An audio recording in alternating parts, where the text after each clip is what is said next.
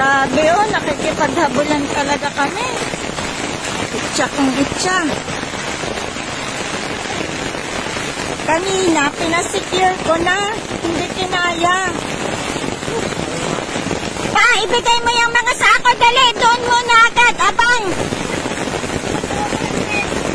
Pa, dito na ang sako.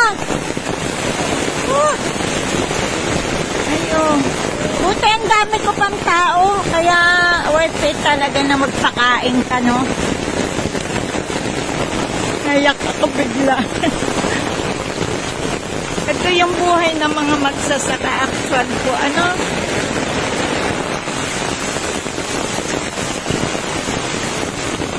Bigla talaga yung lakas ng ulan. Grabe. Hindi mo akalain na ganon. Yung volume ng tubig. Parang ano...